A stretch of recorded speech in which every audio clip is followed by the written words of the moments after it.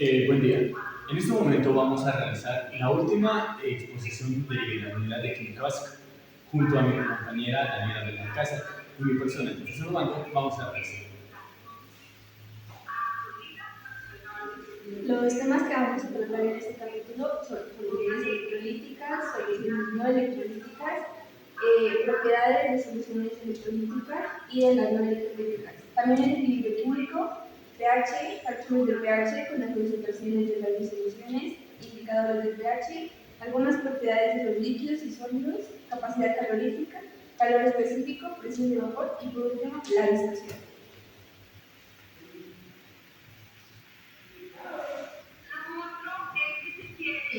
Las soluciones electrolíticas son aquellas soluciones que pueden conducir una corriente eléctrica, las cuales se forman cuando el sólido se disuelve en el solvente, formando iones o partículas cargadas eléctricamente. Algunos ejemplos de las soluciones electrolíticas son soluciones salinas, algunos polímeros biológicos como el ADN y los polipéptidos, algunos polímeros sintéticos, por ejemplo, sulfonato de poliestireno, y bebidas energéticas como el Gatorade y el Power.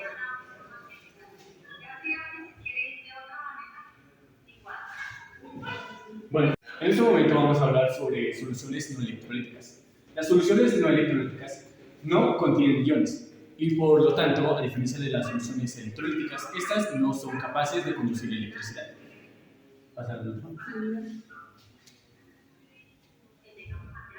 Algunos ejemplos de soluciones electrolíticas son el agua pura o el agua destilada que usamos en los laboratorios, solución de agua con azúcar, solución de agua con glicerina y también el etanol. Es fundamental entender una cosa, el cual es que la sal por sí sola en estado sólido es una solución no conductora de electricidad, pero cuando se la mezcla con agua, esta se vuelve de una manera muy rápida una conductora de electricidad. Las propiedades coligativas de las soluciones electrolíticas son propiedades físicas de las soluciones que dependen de la cantidad de solutos y no de la naturaleza del soluto. Esas propiedades se miden de manera diferente a las propiedades coligativas de las soluciones del soluto no electrolítico.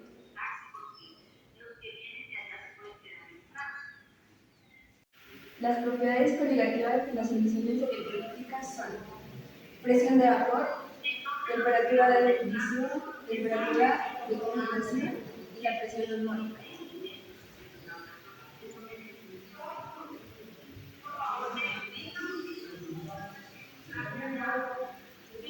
Ahora vamos a hablar sobre propiedades coligativas de soluciones no electrolíticas. Las propiedades coligativas de las soluciones no electrolíticas son propiedades físicas que dependen de la cantidad de solutos en la solución.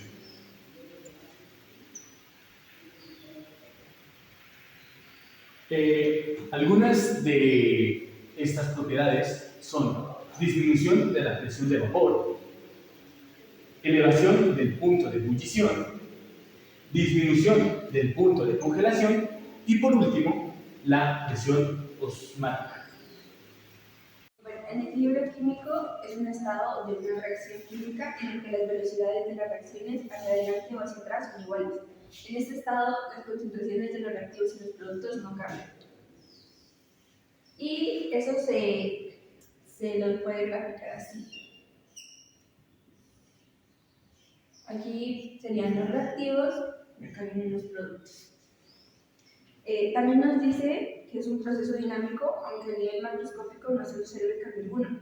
Y a nivel molecular las reacciones inversas y directas se están produciendo. El equilibrio químico se produce cuando dos reacciones opuestas ocurren simultáneamente a la misma velocidad. Algunos ejemplos del equilibrio químico son la combustión de gasolina, los hidrocarburos de la gasolina se transforman en dióxido de carbono y agua. La disolución del dióxido de carbono, en donde el dióxido de carbono se disuelve en el agua de la lluvia o en el océano. La presión de vapor, en donde un líquido se evapora en un recipiente cerrado y las moléculas de vapor se condensan a la misma velocidad que se evaporan las del líquido. Ejemplos del equilibrio químico son estos cuatro, por ejemplo, en este caso vamos a tomar el zinc en estado sólido más óxido de carbono en estado gaseoso, que va a producir zinc en estado sólido más dióxido de carbono en estado gaseoso. De igual manera, el zinc en estado sólido más el dióxido de carbono en estado gaseoso pueden producir zinc en estado sólido más óxido de carbono en estado gaseoso. Es una reacción en donde el reactivo, esos reactivos van a producir productos y los productos van a producir residuos. Vamos a ver un ejemplo sobre equilibrio químico. Vamos a hablar primero sobre esta ecuación, el cual es KC. El C significa concentración. La ecuación nos va a dar el producto 1, el reactivo 1, con el reactivo 2, da igual al producto 1. Esa es la ecuación planteada que vamos a realizar en este momento. Entonces nos están diciendo, para la relación de N2 más 3H2 va a producir 2NH3. La concentración es igual a 2.37 por 10 a la menos 3, a 100 grados centígrados. Al calcular la concentración del equilibrio de NH3, si la del N2 es de 2 moles y la de H2 es igual a 3 moles. Entonces lo que vamos a hacer es ir reemplazando NH3, el N2 y el H2. Van a preguntarse de dónde salen estos números de aquí. Para encontrar estos números de aquí, tenemos que ver las proporciones sobre la ecuación. Aquí está la ecuación planteada. Entonces, la ecuación es de 1, recordemos que la proporción viene del número que esté adelante del reactivo, a 3 produce 2. Esa va a ser nuestra relación. Este va a ser el reactivo 1, reactivo 2 y producto. Entonces, lo que nos quedaría es pasar. El NH no tiene ningún exponente, el H2 lo pasamos así y tiene el exponente 3. Y la que produce el NH3 produce exponente con 2, que es el número de su proporción. Lo que tendríamos que hacer en este momento sería reemplazar la ecuación. Conocemos la concentración, como nos la dicen aquí.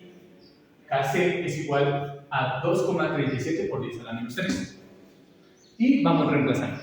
Aquí no conocemos, lo tomamos como X, como podemos ver en los datos de aquí. El N2, el nitrógeno, está en 2 mol, como nos lo planteaban. El nitrógeno está en 2 molar. Y el hidrógeno está en 3 molar. Entonces, lo que tendríamos que hacer ahí es calcular, y como ya les dije, esto lo vamos a tomar como un X.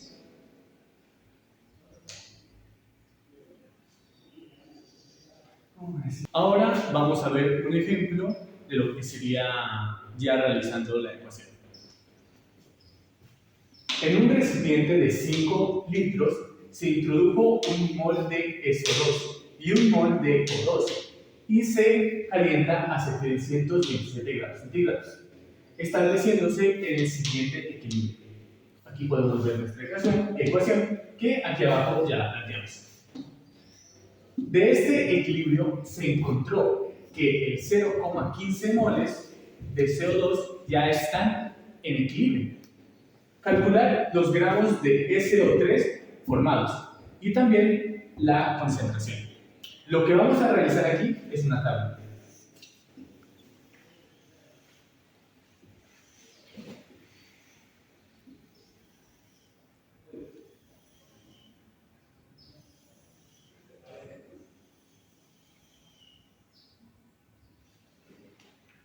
Listo. En este momento vamos a ir reemplazando los lados. Aquí va a ser el reactivo 1, reactivo 2 y el producto.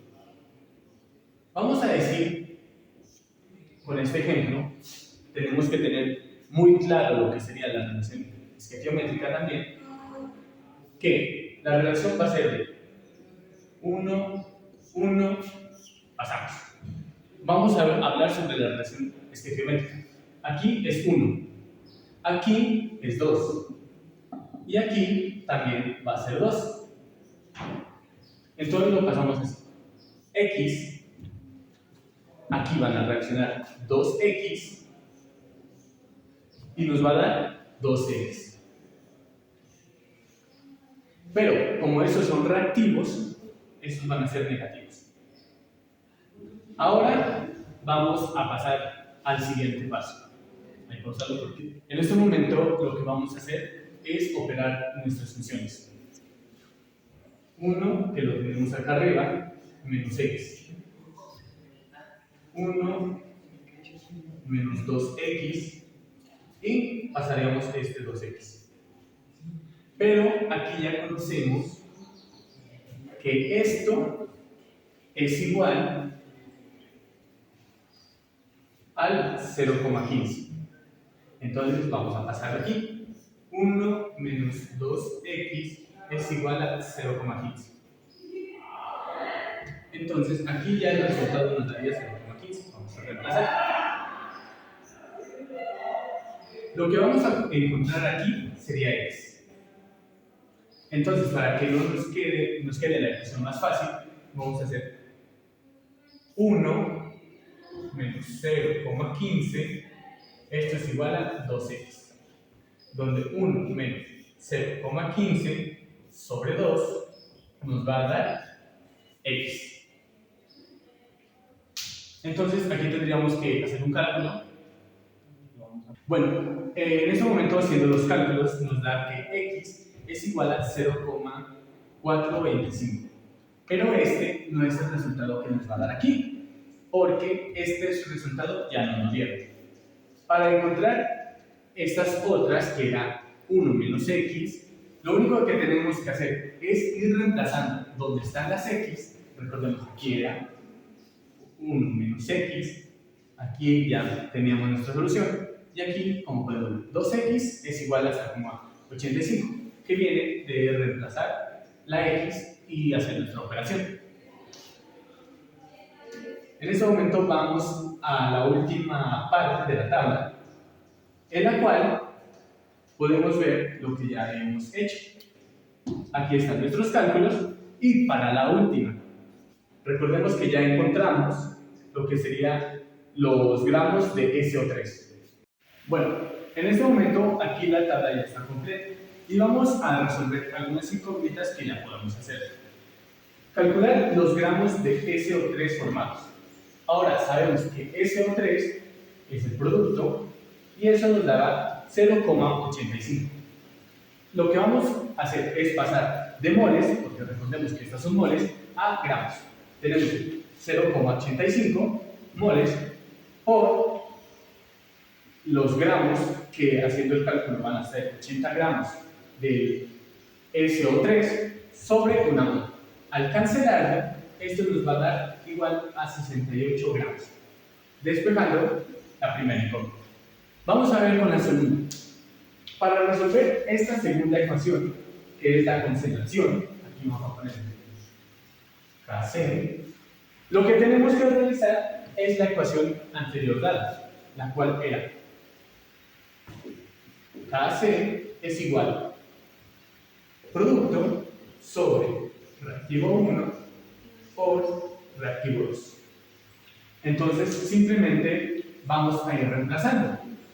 Para encontrar esto, lo que tenemos que hacer es este número, vamos a tomar cualquier número, como ya está hecho, el 0,15, vamos a hacer aquí 0,15, y vamos a dividirlo sobre la capacidad, y la capacidad es de 5 litros. Al dividirnos las operaciones va a dar esta 0,2. Lo mismo vamos a hacer para nosotros. El 0,115 lo vamos a dividir sobre 5 y el 0,85 lo vamos a dividir sobre 5 y nos va a dar estas 3. Al tener estos resultados, lo único que tendríamos que hacer ya es reemplazar. Ya tenemos el 0,17, que es el producto, el 0,15 por el 0,3. Lo vamos a plantear otra vez aquí, reemplazando. El primero es el AC es igual a 0,15 sobre, lo con la 17, disculpen, sobre el 0,015 por el 0,3. Y el resultado de eso, vamos a ponerlo el KC, que en esta ocasión nos dio 2,79. Bueno, en esta ocasión voy a hablar sobre el pH. El pH es una escala en donde se mide el grado de acidez de un objeto. Esta escala tiene valores que van desde el 0, que es lo más ácido, al 14, que es lo más básico. En la siguiente diapositiva hay una gráfica en donde podemos identificar exactamente cómo es esta escala. Esta escala del pH, aquí podemos darnos cuenta que aquí el 7 es neutro. Si es de 0 a 6,9 es ácido, y si va de 7.1 a 14 es básico. Aquí tenemos unos ejemplos. Por ejemplo, las quilas son ácidas, los ácidos del estómago son ácidos, los cítricos son ácidos, el café es ácido, en cambio la leche tiene un poquito de ácido, pero tira la neutralidad. El agua es neutra, el huevo frito es un poco básico, pero tira también a la neutralidad, al igual que la leche de magnesia, el jabón, el cloro y la gasolina. Esos son más básicos. Para calcular el pH de una solución, tenemos que tener en cuenta lo siguiente. El cálculo va a ser expresado por pH más pOH y eso nos va a dar igual a 14. Esta es nuestra operación madre, la cual tenemos que respetar. En los ácidos se usan las fórmulas. H es igual a menos logaritmo de un hidrógeno positivo, o pH es igual a menos logaritmo de un H3O positivo. Mientras que en los básicos vamos a usar el pOH, que es igual a menos logaritmo de OH negativo. Un ejemplo. ¿Cuál sería el pH de una solución de hidróxido de sodio con una concentración de 0.5 molar? Vamos a establecer nuestra ecuación, la cual es NaOH, que es nuestro producto, que produce Na más OH, que son nuestros reactivos. Nos están diciendo que el hidróxido de sodio tiene una concentración de 0.5 molar. Entonces lo graficamos aquí abajo. Y sabemos que el producto y los reactivos van a tener la misma cantidad. En el siguiente paso, vamos a operar, como ya sabemos que es un básico, vamos a usar la fórmula pOH, que es menos logaritmo de OH. Hago una aclaración aquí. Si fuera OH2, tendríamos que calcular esto de los moles, digamos que nos sigan dando los mismos moles, y multiplicarlo por 2. En este caso no es fácil. Nos están diciendo que es 0,5 y lo único que vamos a hacer es reemplazar. Usamos la operación menos logaritmo de 0,5 y eso nos va a dar el pOH, que es igual a 1,30. En el tercer y último paso vamos a realizar nuestro despeje. El pH más el pOH ya sabemos que nos tiene que dar 14. Entonces vamos a invertir. Primero vamos a reemplazar. pH más el pOH, que anteriormente ya supimos que es 1,30, es igual a 14. Vamos a hacer un despeje donde el pH es nuestra X o nuestra incógnita, es igual a 14, este como está sumando pasa a restar, donde el pH es igual a 12,7. Y como lo vimos en nuestra escala anterior, eso tira a un básico. Los indicadores de pH son sustancias químicas que cambian de color al cambiar el pH de la solución. Por ejemplo, si cambia a ácido es de un color y si cambia a básico es de otro color, dependiendo de la sustancia que utilicemos para medir el pH.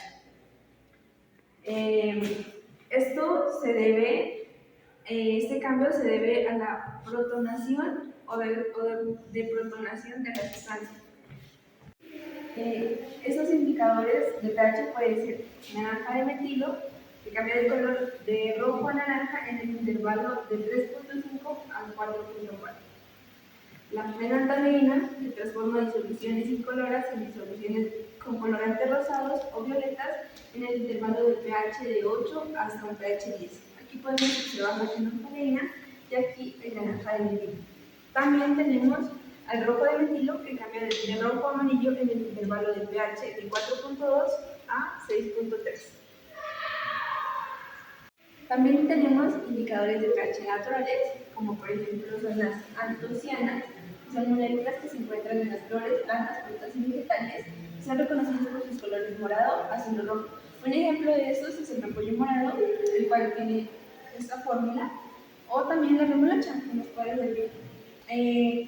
Ahí tenemos unos ejemplos de cómo cambia el color del repollo morado al depender del pH en donde lo estemos utilizando. Por ejemplo, aquí se mueve en un rango de 6 a 8 y tiene este color. Pero si el agua del repollo entra con algo ácido, esta se va a aclarar, se va a hacer un color lila o un color rosado. Pero si entra con algo que sea más básico o más alcalino, va a cambiar el color de azul, va a cambiar un color azul oscuro, verde, o si ya es muy básico, va a tornar de color amarillo. Las propiedades de los líquidos, tenemos las siguientes propiedades, las cuales son la forma, donde este líquido dice que carece de forma definida y se adaptan a la forma que tiene el recipiente.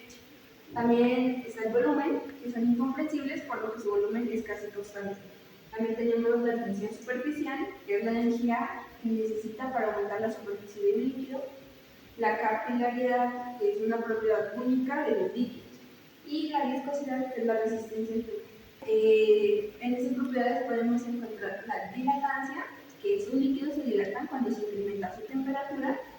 También la pérdida de volumen, pierden volumen cuando se enfrían, y la densidad, que es casi independiente de la presión.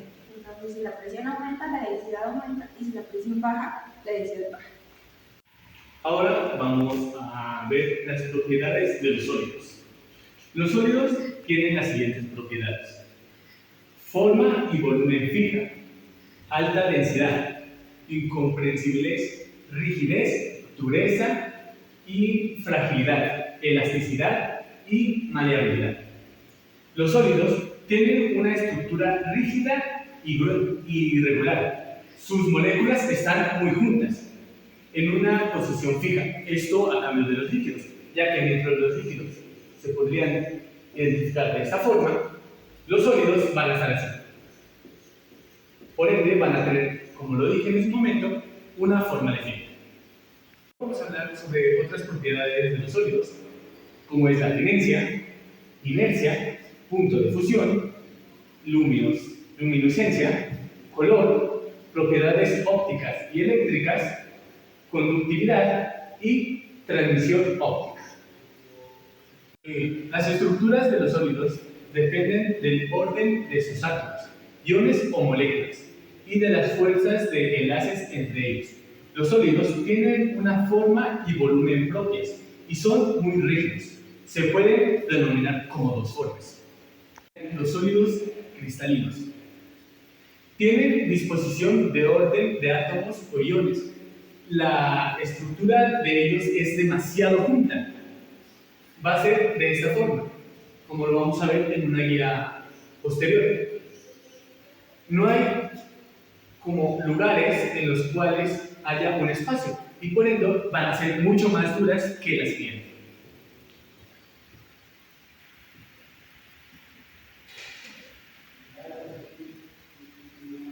Los sólidos cristalinos. La estructura de los sólidos cristalinos se representan mediante la repetición de las celdas. Esta es una celda. En las tres direcciones del espacio, o sea, el 3D. Aquí tenemos la celda. Las tres direcciones son estas, estas y estas. Sería altura, anchura y profundidad. Vamos con altura, es la repetición constante de cada celda. La anchura, lo mismo, ya tenemos nuestra altura, y es la repetición constante de la celda. Y al final, lo que sería la última capa, que es la repetición de la celda, haciéndonos un objeto 3D. Vamos a hablar ahora sobre los sólidos amorfos. Los sólidos amorfos, que significan sin forma, tienen arreglos desorganizados. Eso significa que su estructura no va a ser tan junta, sino que su dirección en las tres dimensiones va a tener algunos pequeños espacios, los cuales van a ser o más frágiles o que su forma no sea tan definida. De los sólidos amorfos son el vidrio, como lo podemos ver reflejado aquí, la goma y también la manteca. Ahora vamos a ver sobre la diferencia entre los cristalinos y los amorfos. Como pudimos ver, cada celda se va a repetir constantemente, dejando el mínimo espacio posible, haciendo que su dureza sea más fuerte. Mientras que los amorfos tienen una organización muy inestable y en estos huecos se puede determinar esto que es amorfidad. Esto hace que los amorfos, además de tener una forma no establecida, también pueden ser mucho más frágiles. Por ejemplo, el vidrio va a ser mucho más frágil que un cristalino, como sería un diamante. Calorífica. La capacidad calorífica es igual a la capacidad térmica, en donde la capacidad calorífica se la denota con una C, que es de un cuerpo, es el cociente entre la cantidad de calor Q, que significa energía calorífica, que un cuerpo o sistema gana o pierde, y el correspondiente incremento o pérdida de temperatura, que es energía de la temperatura que experimenta el cuerpo o sistema analizado. Para hacer el cálculo de la capacidad calorífica tenemos que realizar la siguiente operación.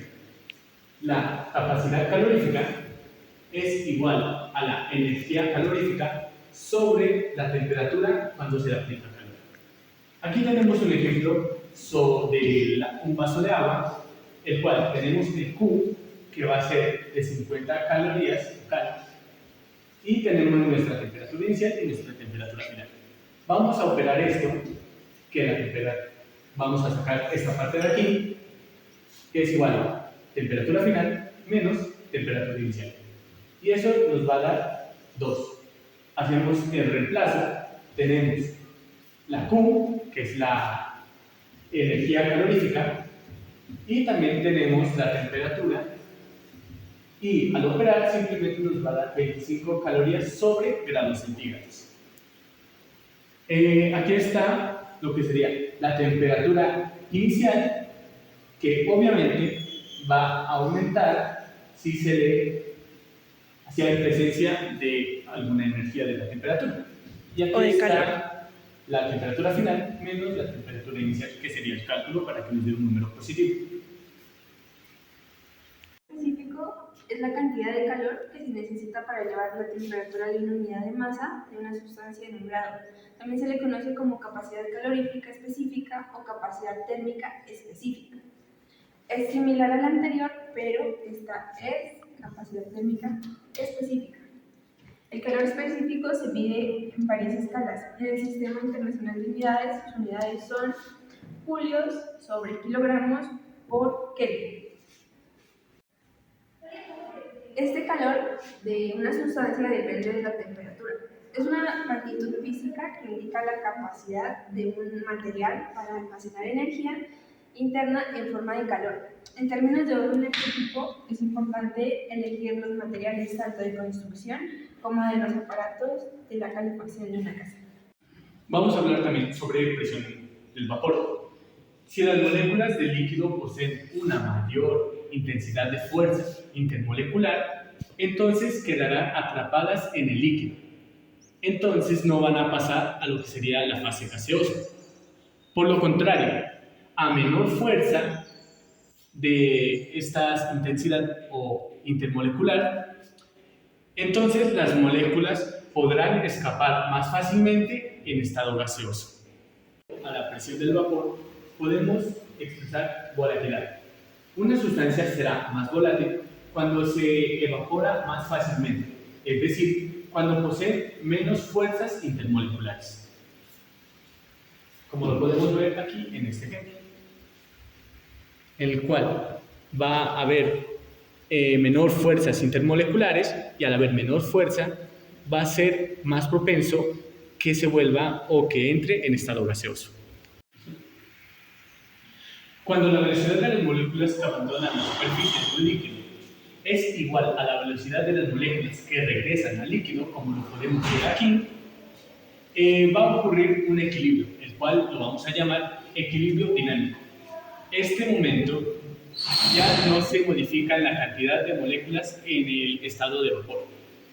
El vapor ejerce entonces una presión constante, conocida como presión de vapor del líquido.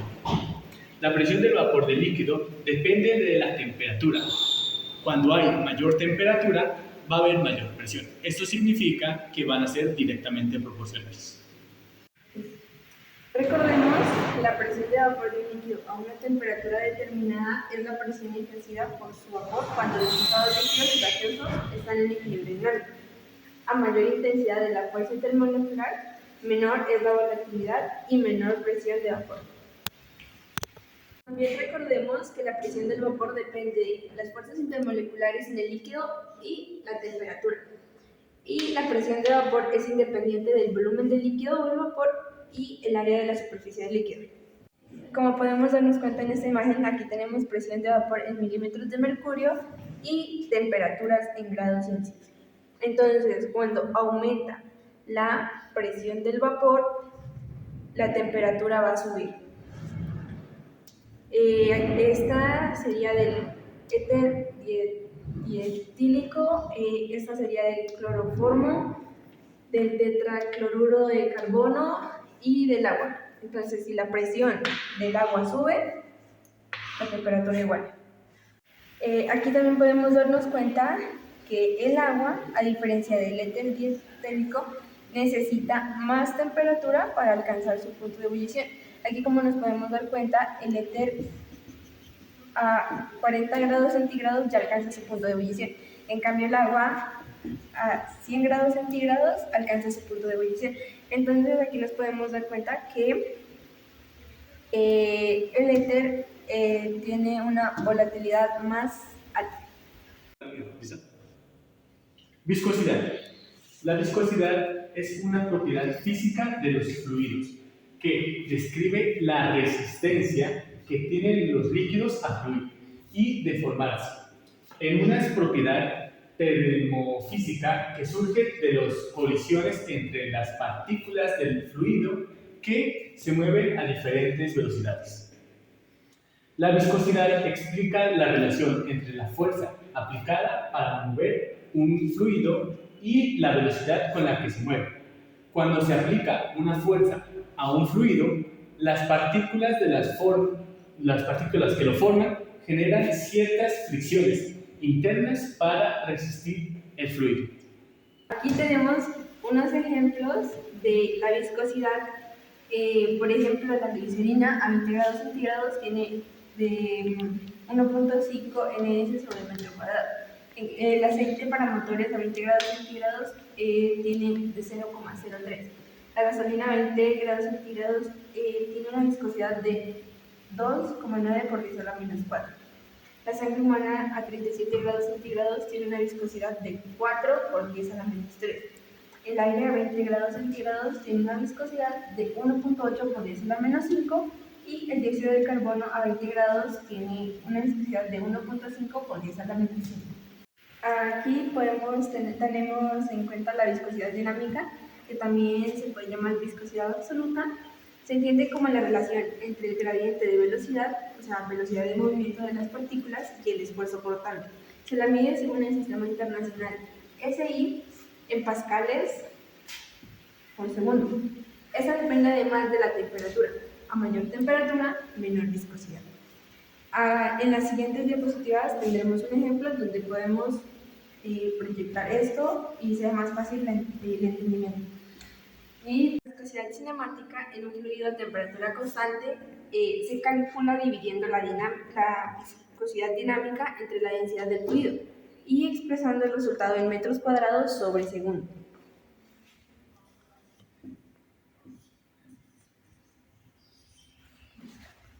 Aquí tenemos la viscosidad extensional, que se presenta al fluido convencional frente a las fuerzas de atracción, representando la relación entre esfuerzo y velocidad de deformación.